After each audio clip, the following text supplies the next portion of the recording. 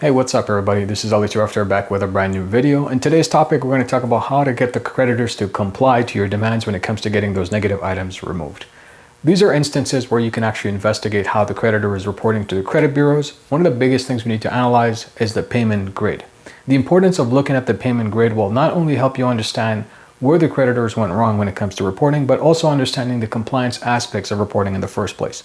And the reason why I say this is so important is because these single-handedly can help you get your credit adjusted across all three bureaus all at the same time, instead of you going through every single credit bureau one at a time trying to get those adjustments made for you. So here's the first thing we're going to do when it comes to getting those creditors adjusted. First, open up your credit bureau, whichever way you're monitoring. Hopefully you have a credit report that actually allows you to look at all three bureaus at the same time, which will now enable you to understand some of the non-compliance and specific related issues to those credit bureaus in particular. The first thing we're going to do once we open the bureau is look at the item in question. Understand what information is supposed to be put in there when it comes to completing accurate reporting, and also pay close attention to what information is missing. Usually the type of information that's missing goes with the dates, the minimum payment amounts, the specific dates that they're supposed to be reporting accurately when it comes to on-time payments, which can be found in the payment grid, by the way. Or perhaps they're talking about the last activity, which was way back, but in reality it was actually a couple of months ago. So one of the most important things when it comes to analyzing like this, I need you to take a pen and paper and start writing down some of the deficiencies that you see right away. Now this is important because you want to make sure that you're writing down information specific to all three bureaus in one document. And the reason this is important is because, generally speaking, when a creditor submits content and reference to your accountant specific to the bureaus through that relationship they have using the EOSCAR system, information has to be the same and linear across all three bureaus. Now what happens is sometimes the creditor doesn't necessarily have the same software to submit to all three. So what happens is there's information mismatch, and therefore information is actually reporting inaccurately and misleadingly. This is actually hurtful to your credit because you're not able to obtain the funding that you need. In addition to that, it's erroneously reporting and therefore causing damage to your credit report if it's not done properly. One of the most important points we also need to understand is EOSCAR is considered complete and accurate reporting platform. Yet there's thousands of creditors on a daily basis affecting hundreds of thousands of customers who are in fact having their credit warehoused with the credit bureaus that are being affected by this. So the most important thing for you to understand is how to specify the specific request you have to the credit bureaus instead of just filing a generic dispute template.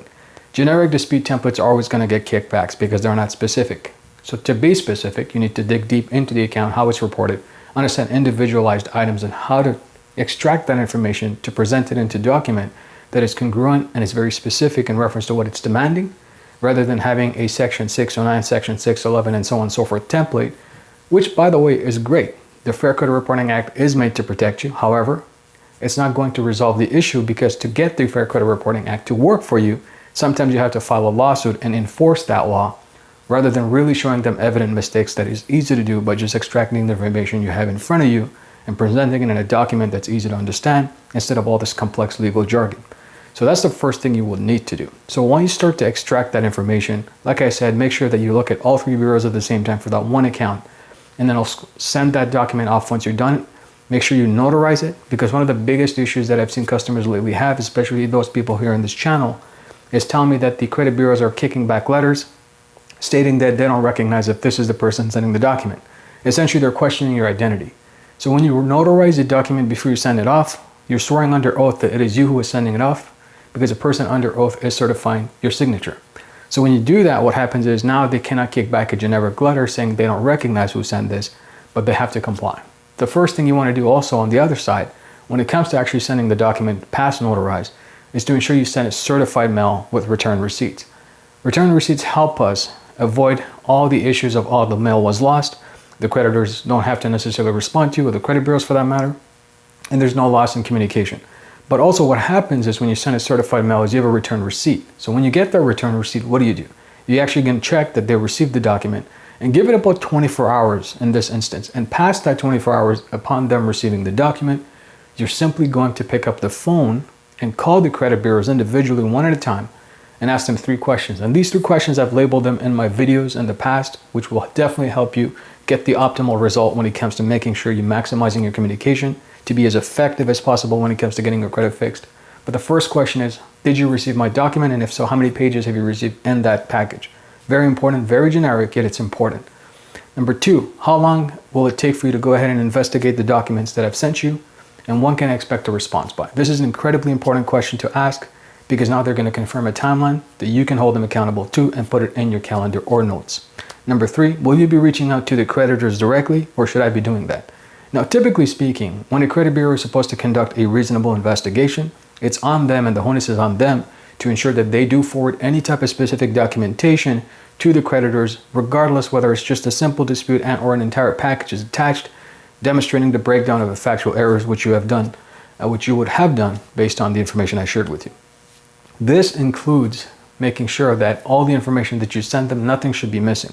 And the reason I say that is because the responsibility falls on them since the September of 2015. And the reason I say that is because the New York Attorney General's office and all the credit reporting agencies got together, including some of the third-party companies, to reform what we call the EOSCAR system. Whenever they send us, submit or conclude an investigation or forward a document to the creditors from the credit bureaus, they have to include image attachments from now on. But most credit bureaus, and this is a fact, don't necessarily complete the whole process, let alone they don't even forward anything to the credit companies that are reporting, because they feel that based on the previous notes, EOSCAR can simply conclude an independent investigation, which we know is not sufficient enough for what we're looking for. So make sure that you get them to understand that this is important and that they do forward the communication directly to the creditors so that you can optimize the outcome that you're looking for and get the best results, like I said, when it comes to fixing your personal credit. And that is the steps that's going to get you the results you're looking for and get the creditors to comply, because you're ensuring the maximum efficiency in communication with the credit bureaus by doing the things that I just specified for you, and including some of the roadblocks they may potentially face, but now have the solutions to go and overcome those roadblocks. So if you guys enjoyed the video, I'm going to go ahead and ask you a huge solid. Go for it. Give me a smash on the thumbs up. Don't forget to subscribe, turn the notifications on to all, so every time you guys do that, when new videos like these come up, you'll be the first to know. In addition to that, if you have any specific questions to the steps that I just described in this video, I'm going to encourage you guys to go ahead and leave me a comment below and go ahead and ask me so that I can answer your questions. And hope you guys enjoyed. Go ahead and share this video with those that you feel can benefit or who are stuck in the process of getting their credit fixed but are not able to do so and are confused of what steps to take next. Hopefully this video will give them the clarity they need and get the results they're looking for. And with that said, this is definitely your guide and mentor, Ali Tarafter. Catch you guys on the next one. Bye for now.